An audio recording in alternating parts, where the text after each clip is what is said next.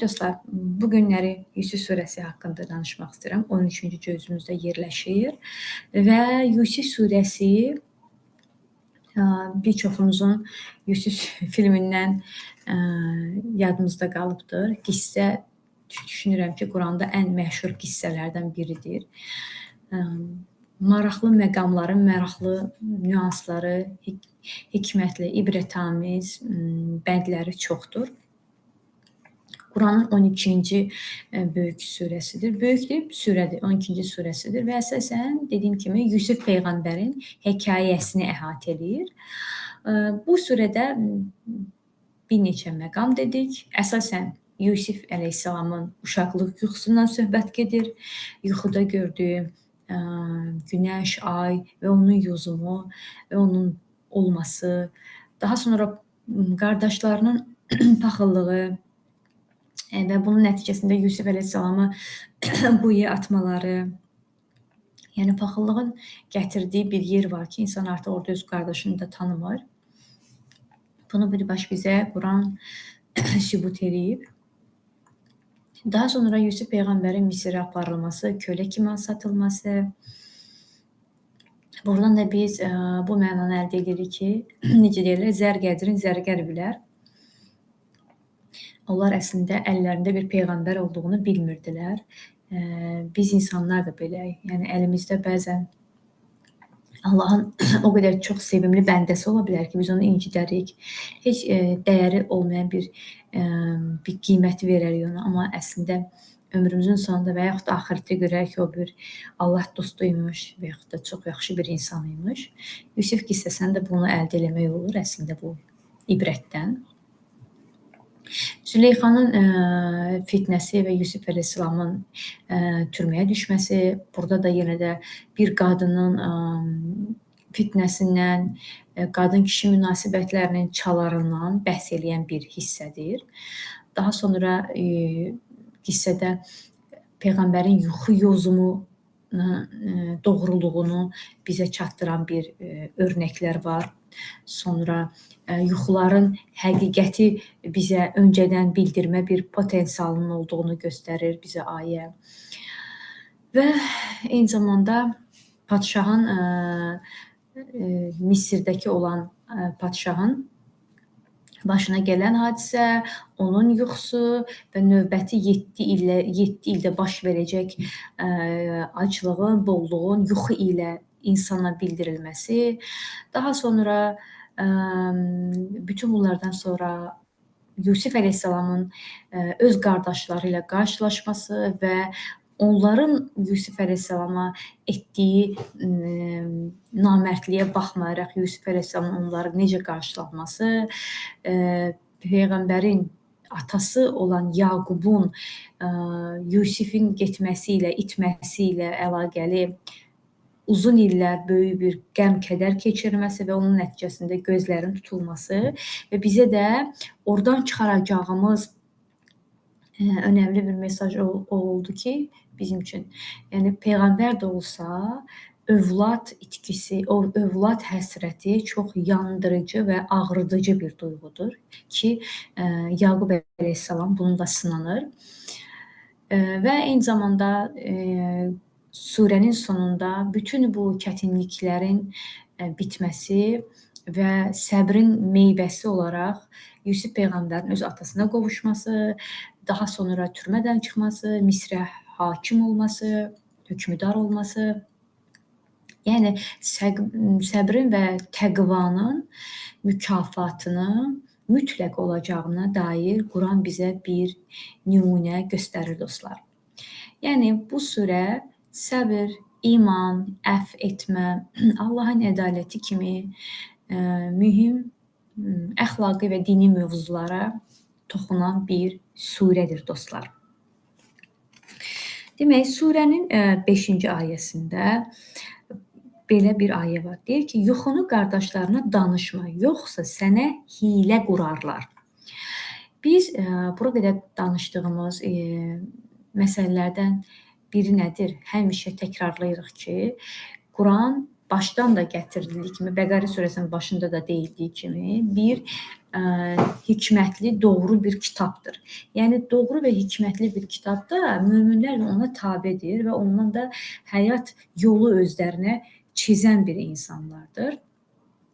Yəni bizim vəzifələrimizdən də biri Qurandakı olan qissələrdən, sözlərdən, hekayələrdən özümüz üçün doğruluq, özümüz üçün həyat payı çıxartmaqdır. Həyatımızı doğruluq payı çıxartmaqdır. Və Yusif surəsi 5-ci aya baxanda bunu əldə edirik. Necə? Məsələn, deyir ki, yuxunu qardaşlarına danışma, yoxsa sənə hiylə qurarlar. Demək ki, bir insan bu surədə, bu aya baxanda bunu başa düşə bilər ki, yuxunu hamıya danışma ki, el arasında da belə bir söz var. Deyirlər ki, yuxunu hamıya danışma, suya get danış. Hətta buna oxşar bir hadisə olubdur. Peyğəmbər sallallahu dövründə bir səhabə Peyğəmbərlə rastlaşır və deyir ki, belə-belə bir yuxu görmüşəm. Və Allah Rəsulü ona deyir ki, məndən qabaq yuxunu kimə danışmısan? O da deyir, filan kəsə. Və Allah Rəsulü deyir ki, əgər ona danışmasaydın, sənə böyük bir nemət əta olunardı. Ki, bu hadisə bir neçə ekoldan İslamda gəlibdir. Həm Şiə mənbəsində, həm Sünni mənbəsində buna rast gəlmək olur bu rəvayətə, hadisəyə. Yəni ki, Quranın da bu ayəsi ilə də təsbit olunmuş bir şeydir ki, xeyirli yuxular var, bərəkətli olan yuxular var və yaxud da zərərli ola bilən yuxular var ki, onun danışılması, onun həyata keçirilməməsinə zəmindir bir növ. İndi düzdür, bunu bilmirəm hansı sözlə ifadə edirəm, amma bu buna dəstəkdir, zəmindir. Daha sonra 8-də deyir ki, Yusif və onun doğma qardaşı atamıza bizdən daha sevimlidir. Yusif və onun doğma qardaşı bizə atamızdan daha sevimlidir. Aydın görünür ki, atamız aşkar yanlışlıq içərisindədir. Bu, Yusif əleyhissalamın qardaşlarının arasında keçən bir dialoqdur. Buradan görünür ki, buradan bir neçə mövzuya toxunmaq olar. Biri odur ki, yəni yeniyetmələr, ərgənlər, insanlar öz valideynlərinin peyğəmbər də olsa belə yanlış etdiyini, yanlış düşündüyünü, yanlış qərar verdiyini düşünürük. Yəni buradan da Yusif əleyhissalamın övladlarından da onu görmək olur ki, ərgən dövründə o qədər də həyatımızın belə oturuşmadığı, düşüncələrimizin, ruhumuzun oturuşmadığı dövrdə insanlar öz valideynlərinin səhv qərar, səhv düşüncə, səhv həyat tərzi ilə ittiham edir ki, bunu səhv elədir, bu belə olmamalıydı. Amma bir bəlli yaşa gələndə artıq insan geri çönüb baxanda görür ki, yox, elə doğrusunu onun atası və anası etmişdir. Quran-ı Kərimin bu ayəsinə də baxanda mənə onu xatırladır ki, bu deyəsən insanın fitrətində olan bir şeydir. Daha sonra 13-cü ayədə deyir ki, həm qorxuram ki, sizin başınız ona qarışıb, onu nəzarətsiz qoyduqda onu canavar yesin. Yəni, onlar Yusif əleyhissalamı aparmaqdan ötürü atasını gəlir dilə tutur, amma Peyğəmbər deyir ki, mən qorxuram ki, sizin başınız oyuna qarışıb, onu nəzarətsiz qoyarsınız, onu canavar yesin. Yenə də ayədən əldə edəcəyimiz bilgi odur ki, yəni övlad üçün valideyn həmişə narahatdır. Yəni sevimli övladı üçün həmişə narahatdır və valideynin hiss etmə qabiliyyəti. Əlbəttə peyğəmbərlərdə bu başqa bir səviyyədədir. Allahın nemətidir, amma valideynlərdə də bu mövcuddur. Yəni övladın başına bir şey gələndə biz öncədən hiss eləyərik. Quranın bu surəsinə baxanda da həmin o hissimiz yadıma düşür. Baxın, burada da Yaqub əleyhissalam deyir ki, mən qorxuram ki, apararsam onun başına bir şey gələr, canavar yeyər. Öncədən hiss eləyir peyğəmbər. Və deyilən kimi də olur. Sonra 15-ci, 16, 17, 18-ci ayələrdə bunu açıqlayırlar ki, biz apardıq onu canavar yedi. Əlbəttə yalandan deyirlər. Sonra 18-ci ayədə Peyğəmbər deyir ki, mənə gözəl səbr gərəkir. Baxın, gözəl səbr gərəkir deyir. Burada Peyğəmbərin dilindən gələn söz, bizə ötürülən söz bu mesajı verir ki, səbr edərkən də gözəl səbr etməniz gərəkir. Çox axvaylı yox, özünüzü incidəcək formada yox, və yaxud da özünüzü qapadacaq. Yəni, mənəvi, psixoloji, bioloji özünüzü çox incitmədən səbr etmək lazımdır. Nə zaman? itkilər baş verdikdə, həyatdakı o belə dibə daxil olduqda, həyatda böyük bir hadisələr baş verdikdə səbri gözəl şəkildə etmək lazımdır. Məsələn, İslamda ağlama adabı var. Bir yaxınımızı itirəriksə, Allah qorusun, bu cavan adamda daha belə ağır olur. İnsanlar o an çox vaxt özündə olmurlar. Amma yenə də o ədəb, o belə dünya görüşü olan insanlarda bu o qədər də müşahidə olunur. Görürsüz, ağlayır, bəli, çox ağlayır, çox kədər keçirir, amma saçını başını yolmaz, özünü vurub döyməz, nə bilim, bəzən görürsüz ki, yas yerlərində cavan adamlar rəhmətə gedəndə ailə fərdləri başlayırlar oynamağa, çalmağa. Yəni bunlar ağlın və ədəbin, imanın kənarında qalan bir şeydir. Yəni bunlar minimum olması gərəkir ki, yenə də insanlıq halı başa düşürəm. Amma məsəl üçün biz başqa xalqların mədəniyyətinə baxanda, xüsusən inkişaf etmiş xalqların mədəniyyətinə baxanda, eyni zamanda İslamın da təməllərinə baxanda buna xüsusi özən göstərilməsini görürük. Məsələn, mənim yadıma düşür, Çindəki olan bir neçə il bundan qabaq olan böyük fəlakətdə, sel fəlakətində orada neçə min insan ölmüşdü və insanların mən orada ağlama ədəbinə baxmışdım ki, bir-birinə necə təskinlik verirlər, necə ağlayırlar, necə gözləyirlər və mən orada İslamı görmüşdüm. Yəni heç kim saçını, başını yolmurdu. Bəzi insanların bütün ailəsi getmişdi, bəzilərinin də biri qalmışdı. Sakit hamı ağlayırdı. Yasını sakit, gözəl şəkildə yaşayırdı ki, Quranın Yusuf surəsinin 18-ci ayəsinə baxanda da bu hikməti sezə bilirik. Daha sonra 22-də Yusuf yetkin yaşına çatdıqda biz ona mühakimə yürütmək bacarığı və elm verdik. Yetkinlik çağına çatanda görürük ki, peyğəmbərlərə müəyyən, daha doğrusu bizim peyğəmbərimiz 40-dır, başqa peyğəmbərlər başqa dövrdədir. Yusuf əleyhissalama baxanda qissəsinə görürük ki, Yusuf əleyhissalama mühakimə yürütmək bacarığıdır, elm bacarığıdır, yetkinlik yaşına çatanda. Yetkinlik yəqin ki, oğlanlarda buluğ çağıdır. Sonra Yusuf əleyhissalamın qissəsində Züleyxanın Yusifə olan marağından, meylindən başlayır ayələr danışmağa və orada bir söz var 24-də deyir ki, qadın ona meyl etmişdi. Əgər Yusuf Rəbbinin dəlilini görməsəydi, o da ona meyl edərdi. Baxın, bu çox önəmli bir mesajdır. Deyir, əgər Yusuf Rəbbinin dəlilini görməsəydi, Yusuf peyğəmbər, Allah hikmət, elm öyrətmişdi, o peyğəmbər idi, qadın psixologiyasını, haramlar, Allah bilən birisi idi. Yəni buna baxmayaraq Quran deyir ki, əgər Rəbbinin dəlilini görməsəydi, deyir, ona meyl edərdi. Buradan çıxaracağımız bir neçə bilgi var, məqam var. Onlardan biri bilirsiniz nədir? Kişi-qadın münasibətindəki olan o alovlanma, o odla pambığı bir yerə deyir, qoyma. Yəni, bunlar bir-birini daim cəzb edirlər. O yüzdən bir yerdə tək qalmamaq və yaxud da çox da naməhrəmlərlə münasibət qurmamaq. Yəni, buradakı olan belə nəyi deyim, münasibətin aralığına da işarə verir ki, bir yerdə nə qədər tək qalarsınız, bir o qədər bir-birinizə meyl edərsiniz. Əlbəttə, yəni məhrəm olmayanların, insanların bir yerdə tək qalması o qədər də xoş bir şeylə deyil və nəticələnməz. Daha sonra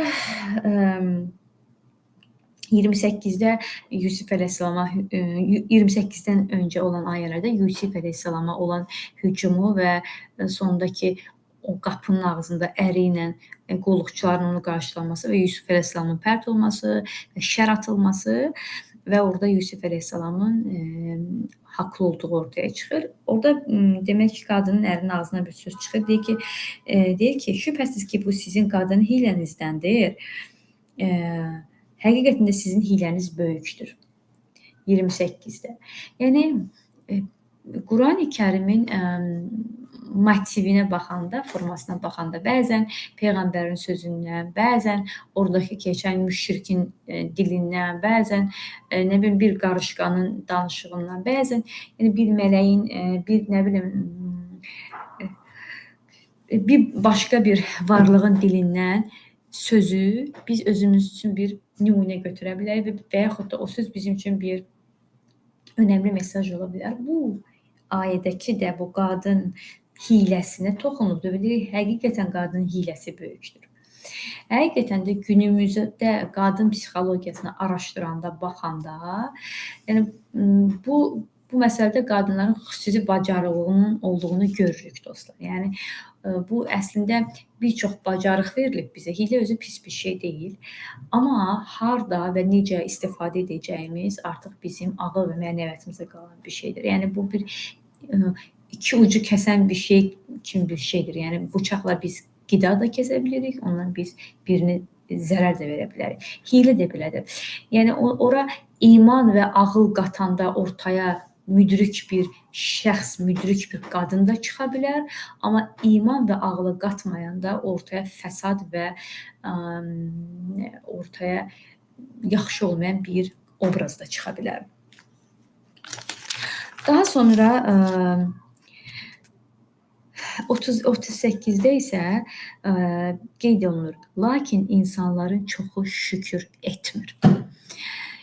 Yəni baxın, Quran deyir insanların çoxu. Həqiqətən də günümüz insanına baxanda bunu çox bariz görə bilirik. Məsələn, gündəlik çox rahat formada çörəyi əldə etməmizə baxmayaraq, yoğurmamıza, yapmamıza, nə bilim o çörək üçün buğda əkməmizə, o nə bilim onun üçün gecə o başdan durmamıza, suvarmamıza ehtiyac yoxdur. Yəni pulumuzu verərik, çörəyimizin ən gözəlini alıb yeyərik. Evimizin rahatlığı, evimizin içində isti soyuğun bir saniyədə əlimizə gəlməsi, hətta artıq ayağımızın altında polların isti olması, sərinliyimizin olması və ya başqa böyük nemətlərin əlimizdə olmasına baxmayaraq, günümüz insanı naşükürlükdən əziyyət çəkir. Elə hey narazı, elə hey özünü depressiyada hiss edən və elə hey əlindəki olmayanları görməyəndir. Yəni insan əlindəkiləri gördükdə onun şükrü çoxalar düşünürəm. Gözünün görməsini, övladının yanında olmasını, Allahın ona ömür payı, ağıl payı, iman payı verməsini göz önündə bulundursa, tez-tez xatırlasa, əlbəttə onun içi də, qəlbi də nə olur? Şükürlə genişlənər. Yəni rahat bir sanalar. Amma bunları biz o qədər də tez-tez etmədiyimizə görə və xoşumuza gəlmədiyimizə görə daim belə acıgözlüklə birinin evinə, birinin ərinə, birinin puluna, birinin nə bilim üzünə, başına baxdığımıza görə bizim o şükranlıq duyğumuz və ona xidmət eləyən huzur duyğumuz aradan gedir. Və Quran da bunu açıq-aşkar deyir ki, insanların çoxu şükr eləmir. Daha sonra demək dostlar, 53-də isə deyir, nəfs adama pis işləri əmr edir. Yusif 53. Nəfs nədir? İnsanın istəkləri. Və insanın istəkləri elə bir şeydir ki, o bir yerdə hədd tanımır. Elə görərsən ki, istəyir. Elə görərsən ki, istəyir. Ki, bayaqları toxunduğumuz ayə var idi ki, lakin insanların çoxu şükr etmir 38-də. Və 53-də də bunu bir-birinə bağlayıb deyə bilərik ki, ona görə şükr etmir ki. Çünki nəfs adama pis işləri əmr edir. Pis işləri nədir? Yəni, gərəyindən artıq lazımsız olan hər bir şey pisə dönür. Narahat bir yerə dönür. Gərəyindən artıq bir qadına, kişiyə baxarsansa, ünsiyyət istəyərsənsə, sonda səni o hərəkət, sənin nəfsin başqa şeyə səni sürükləyəcək.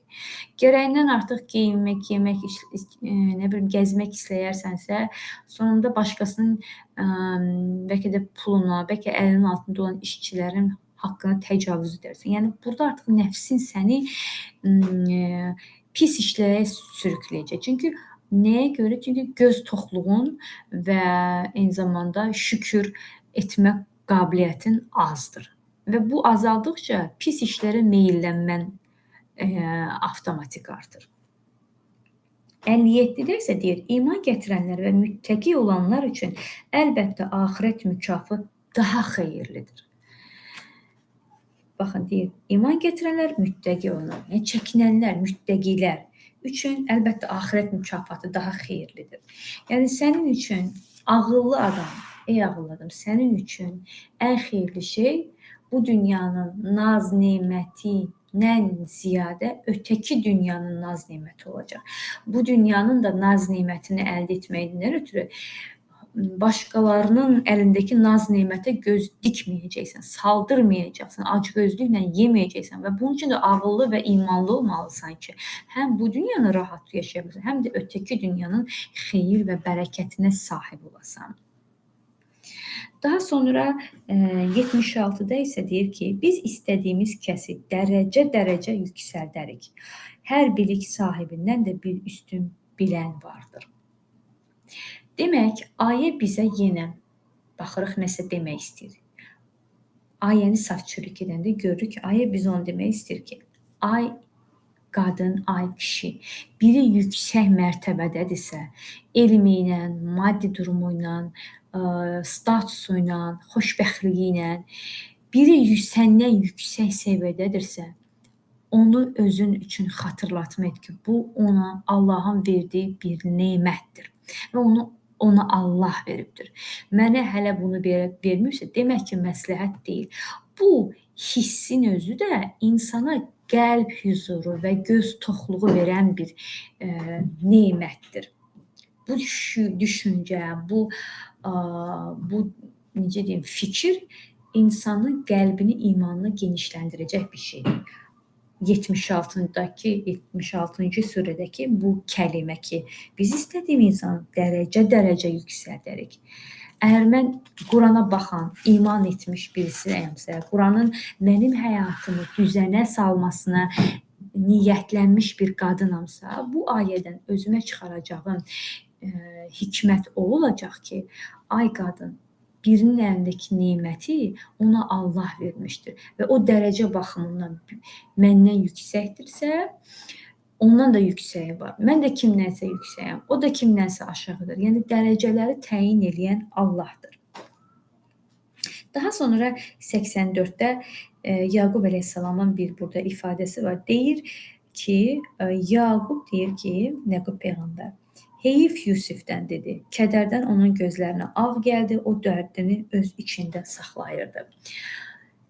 Burada bu ayədən öncə Bünyaminin Misirdə qalması və ikisinin də birdən-birə yoxa çıxması, onsuz da Yusifin dərdi ilə Yaqub əleyhissalamın qəlbi qubar tutub gözünə ağ gəlmişdi. Bir də Bünyaminin gəlməməsi ilə Yaqub əleyhissalamın dərdi daha da dərinləşdi və deyir, heyif Yusifindən deyir. Və deyir, kədərdən onun gözlərinə ağ gəldi. Yenə də ayə bizə valideyn övlad sevgisinin şiddətindən, valideynin övladı itirməsindəki olan ağır hissindən, valideynin övlad münasibətlərində, valideyn münasibətində ən tutqulu sevənin valideynin olmasından, daha dərin sevənin valideynin olmasını göstərən ayələrdən biridir, düşünürəm dostlar. 87-də isə 88-də deyir, Allah sədəqə verənləri mükafatlandırar. Mükafatı ya bu dünyasındalar, ya da o dünyasındalar. Əgər birimiz kiməsə sədəqə vermişiksə, o inancda, o təfəkkürdə olmalıyıq ki, bunun mükafatını axır əvvəl Allah verəcək. Ya bu dünyada verəcək, ya da ötəki dünyada verəcək. Daha sonra 100-cü ayədə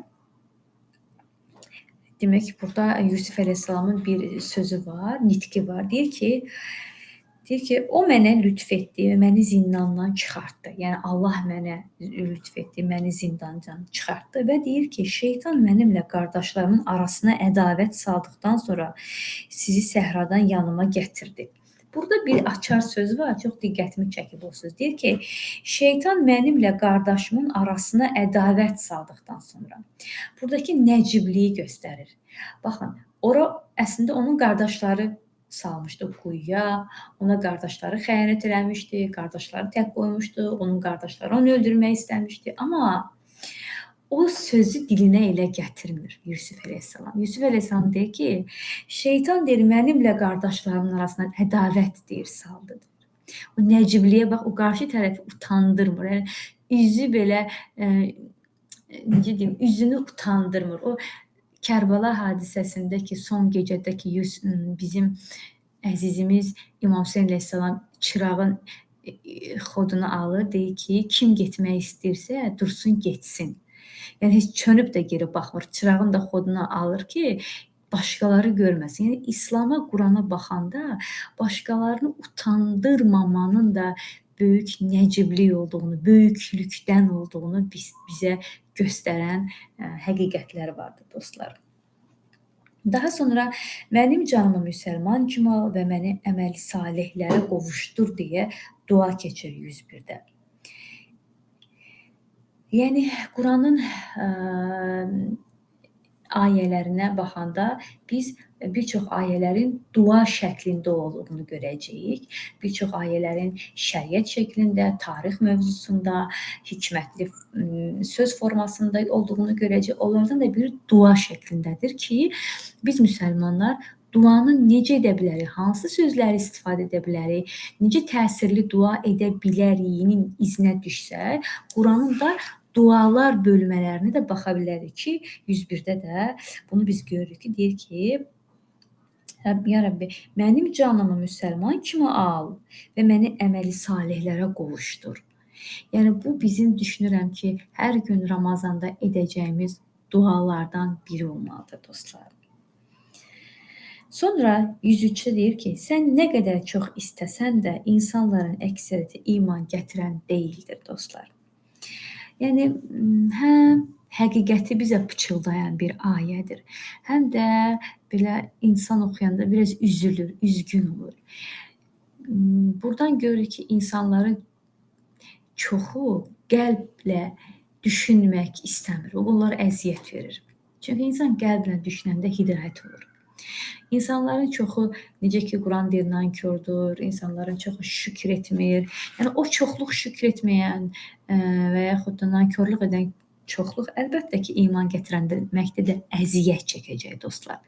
Ki, Quranın 103-cü ayəsi də, Yusuf surəsinin 103-cü ayəsi bunu bizə xəbərdarlıq kimi göndəribdir ki, sən nə qədər istəsən də onların əksəriyyəti nə edəcək? İman gətirən olmayacaq, deyir. Sonra 104-də deyək ki, göylərdə və yerdə neçə dəlillər vardır ki, insanların çoxu onların yanından üz çevirib keçirlər. Ya dostlar, yəni deyir, görmək istəyən görər, biz səbəbsiz. Yəni günəşin batışı, nə bilim, ayın çıxması, küləyin əsməsi, qarın yağması, yəni qalaktikalar, yerdəki daş-qaşlar, daş-qaşların bəzəkli olması, heyvanların rəngli, çeşidli, müxtəlifliyi, yəni havanın təmizliyi, yəni növbə-növ çeşidlər bizə əslində bunların yaradıcısı olduğunu, bunların yaradıcısının bizə ona inanmamızı istəməsi, yəni müxtəlif hissləri bizə çatdıra bilən müxtəliflik var əslində. Bir gözümüzlə bir görsək, biri var görürük, biri var qəlb gözümüzlə görür. O qəlb gözümüzü də, gözümüzün baxmasını nəyinə deyim, gözümüzün baxmasını keyfiyyətinə qoşsaq, biz yerdə, göydə olan canlılarda Allahdan, mənəviyyatdan, duyğudan bir işarə görəcəyik, dostlar. Daha sonra 109 deyir ki, əlbəttə axirət yurdu Allahdan qorxanlar üçün daha xeyirlidir. Biz görürük ki, ayə bizə bu həqiqəti deyir. Yəni, axirəti qazanan insanlar Allahdan qorxanlar olacaqlar. Və axirətdə xeyrə imza atan insanlar Allahdan ən çox qorxanlar olacaq ki, Quranın başqa surəsi və başqa ayəsində deyir ki, Allahdan haqqı ilə alimlər qorxar. Alimlər kimdir? Bilənlər. Bilənlər. Yəni, əlbəttə, axirət yurdu Allahdan qorxanlar üçün daha xeyirlidir. Bizim xeyrə çatmamız üçün bizə lazım olan element, bizə lazım olan his, bizə lazım olan məhsul, bizə lazım olan nə açar, həm də Allah qorxusudur. Allah qorxusu harda özünü biruzə verəcək? Haqsız qəsb etməyəcək, haqsız haram yeməyəcəyik, haqsız yerə birini incitməyəcəyik, haqsız yerə yalan danışmayacağıq, adam öldürməyəcəyik, zina etməyəcəyik. Yəni pulumuza, dilimizə, əməlimizə Allahın rəngini, boyasını qatacağıq. Yəni vicdanımızı, ağlımızı, imanımızı qatacağıq. Bunları azaldanda, etməyəndə o zaman biz nə oluruq? Allahdan qorxmuruq. Amma Allahdan qorxu bizə bu əməlimizə bu dediklərimin boyasını qatır. Sonra 111 deyir ki, bu Quran uydurulmuş bir kəlam deyildir. Dostlar, Yusuf surəsinin sonluğu isə bununla tamamlanır ki, bu Quran uydurulmuş kəlam deyildir, dostlar. Yəni, Quranda Yusuf surəsində keçən həqiqətlər, oradakı keçən dialoqlar həqiqətdir. Yəni, orada möminlərə çatdırır ki, bu bir həqiqətdir. Uydurulmuş bir fikir deyildir ki, bizim Peyğəmbərimiz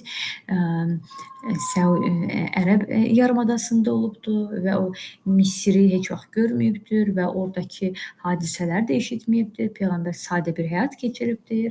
Ona görə də ən xırda detalına qədər ona çatdırılması Yusif qissəsindəki olan həqiqətlər bizə bir daha Quranın haqq, kəlam olduğunu xatırladır, dostlar. Daha sonra Rəd surəsi gəlir. Rəd surəsi göy gürültüsü surəsidir. Adı belədir, göy gürültüsü.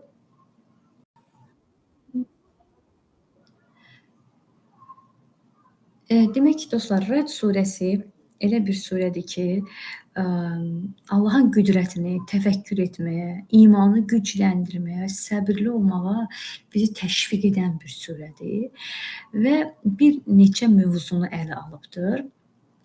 43 ayədən ibarət olan bir surədir. Əsasən keçir burada mövzular tövhid, peyğəmbərlik, axirət, təbiət üzərindəki olan ilahi qüdrət kimi mövzuları ələ alır. Allahın varlığının, qüdrətinin sübutları, yerin, göyün, dağların, çayların, bitkilərin Allahın qüdrətini nişanəsi kimi təqdim olunur. Sonra tövhidlə şirkə qarşı mübarizə, vəhiy və peyğəmbərlik, yəni peyğəmbərlərin haqq olduğuna dair dəlillər verilir. Sonra axirət və qiyamət günü, möminlər və kafirlərin xüsusiyyətləri, möminlərin səbirli olması, dua edən, salih əməllərlə yaşayan bir insanlar olması, sonra da əlində sonunda sünnətullahın qalib gələcəyinə dair fikirləri içində barındıran bir surədir, dostlar. Demək, surənin 6-cı ayəsində belə deyilir: həqiqətən Rəbbin insanların zalımına baxmayaraq tövbə edənləri bağışlayar. Çox maraqlı bir surədir.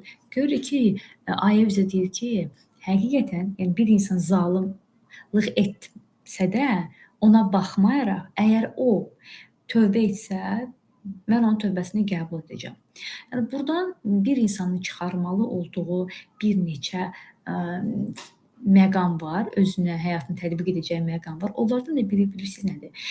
Əgər birinin pis əməlini görürüksə, biz onun ömürlük pis birisi olacağına, nə bilim cəhənnəmlik birisi olacağına dair özümüzə fikir formalaşdırmamalıyıq. Biz onu elə etiketləməməliyik ki, Quran bizə deyir ki, bəli, hətta zalım belə olsa, o tövbə etsə, mən onun tövbəsini qəbul edərəm.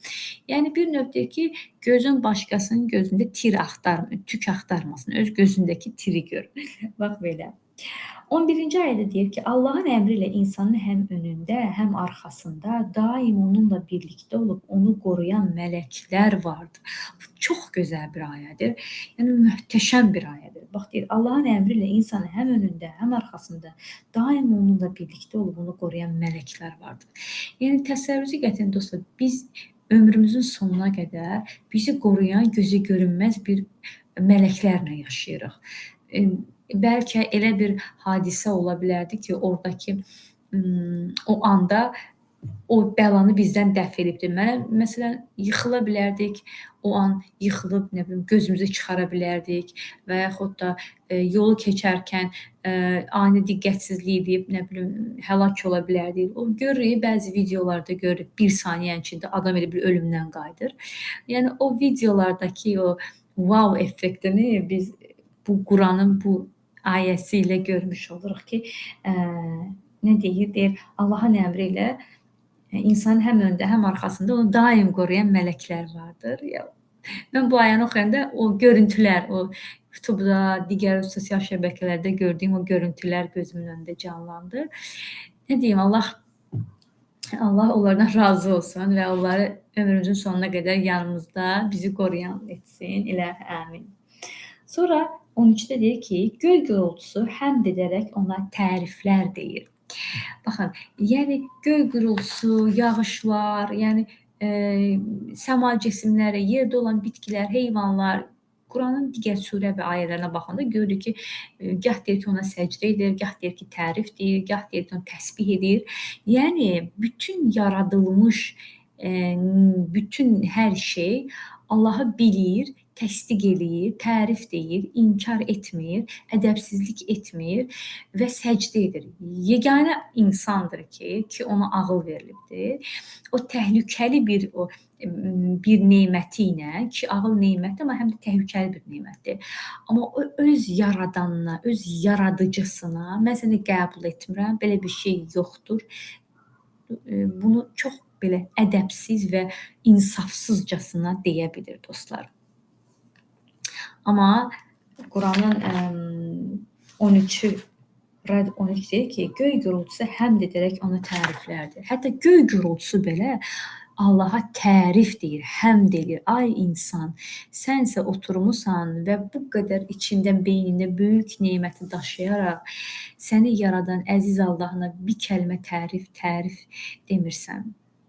Sonra 15-ci ayədə deyir ki, göylərdə və yerdə olan məxluqlar, onların kölgələri də səhər axşam istər-istəməz Allaha səcdə edir. Bu da həmin ayənin ardıdır, mövzu bir-birinə bağlıdır.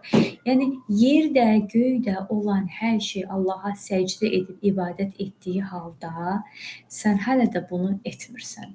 Səndən güclü, səndən gözəl, səndən faydalı olan varlıqlar bunu edir, amma sən etmirsən. Yəni, buradan çıxaracağımız bilgi birikimi budur dostlar. Əlbəttə çoxdur, amma da yəni mənim o bu qıt ağlımla çıxaracağım bilgi birikimi budur özüm üçün. Sonra 18-də deyir ki, onlarla dəhşətli bir haqq hesab çəkiləcəkdir. Dostlar, buradakı haqq hesab sözünü qoydum kənara. Bu dəhşətli söz adamı dəhşətə gətirir. Quran deyir ki, ey insan, səninlə dəhşətli bir haqq hesab çəkiləcək. Namaza niyə gec qalxdın? Birinə niyə belə çəp baxdın, onun qəlbinə niyə dəydin, qeybətini niyə elədin, 1 manat pulunu niyə artıq yedin, valideyninə niyə uf dedin, şəriətə niyə əməl eləmədin, ömrü niyə boşa keçirdin. Yəni də yazın bitib tükənməz ki, bu həmin o hərəkət, istək, əməllərimizin hesabı çəkiləcəyini düşünəndə insanı dəhşət bürür. Və insan düşünür ki, həqiqətən bunlar məndən hesabı sorulsa dəhşətli bir şey olar. Və Quran da deyir ki, həqiqətən onu deyir, onlarla dəhşətli bir hesab çəkiləcəkdir. Sonra 20-də deyir ki, o kəslər ki, Allaha verdikləri sözü yerinə yetirir və əhdi pozmurlar. O kəslər ki, və sadalayır, o kəslər ki, Allahın qovuşdurulmasını əmr etdiyi şeyləri qovuşdururlar. Yəni, burada qohum və qardaş münasibətlərindən söhbət gedir, dostlar. Rəbbindən qorxur və pis haqq hesabdan çəkinirlər. Qohum, qardaş münasibətlərinə əməl edir, Allahdan qorxur. Allahdan qorxmaq yəni də deyirəm, nədir? Allahın səndən istədiyinə əməl etməkdir, ədəbsiz şəkildə ona üz döndərməməkdir. Allahdan qorxmaq budur. İbadətlərinə, şəriətinə əməl edəcəksən. Qorxu budur. Dilini, istəyini belə cilovlayacaqsan. Və o kəslər deyir, sonra deyir ki, onlar ədin cənnətlərinə hazırlanmışdır. Yəni, bu kəslərə Allahın ədin cənnəti hazırlanmışdır. Kimə? Allahın qovuşdurulmasını əmr etdiyi şeyləri qovuşdurur. O kəslər ki, üzünü diləyərək, Allahın üzünü diləyərək namaz qılır, onlara verdiyimiz ruzidən gecə-gündüz xərcləyir, əməl salih ataları, əməl salih zövcələri, övladları ilə birlikdə onların deyir, daxil olacaqları yer cənnət olacaq, ədin cənnətlər olacaq. Onlar bunları etsə də, yəni etsə. İnşallah. Sonra deyir ki, 24-də səbr etdiyinizə görə sizə salam olsun, axirət yurdunuzda necə də gözəldir deyiləcək. Yəni yuxarıda sadaladığları edəndən sonra sən ədin cənnətinə girəndən sonra sənə deyəcək salam olsun sizə. Axirət yurdu necə də gözəldir. Axirət yurdunuz deyir. Yurdunuz necə gözəl. Burası sizin yurdunuzdur. Niyə? Əvvəlki yurdunuzda, dünya yurdunuzda haqq hesabı gözətləyib, qohum-qonşu münasibətini gözətləyib, ibadətləri edib, verdiyimiz ruzidən sədəqə verib gizlində, aşkarda və təqvalı olmusunuz deyənə bu yurd da sizə qismət oldu. O yurdu ağıllı və gözəl yaşadığınıza görə sizə belə gözəl bir ədin cənnətləri, yurd veriləcək deyiləcək. Daha sonra 26-da deyir ki, Allah istədiyinin ruzisini bol edər, istədiyinkini də azaldar. Onlar dünya həyatı ilə sevinərlər, halbuki dünya həyatı axirətlə müqayisədə keçici bir zövqdür. Dostlar, yenə də burada biz ayəni ələ alanda əldə etdiyimiz bilgi birikimi bilirsiniz nədir? Gözü tox ol ey adam. Bax, deyir Allah birinə istədiyini verər, birinə azaldar. Əgər birinin maddi rifahı yüksəkdirsə, sənin gözün tox olsun. Demək ki, bunu Allah ona veribdir. Təbii ki, Allahın vermə səbəbləri və məqsədi də vardır. Biz onu bilmirik. Biz o insanın işini bilmirik. Sənin burada, mənim burada paxıllıq eləməyimin heç kimə faydası yoxdur. Ki, zərəri var, o da mənim özümə, o da sənin özünə.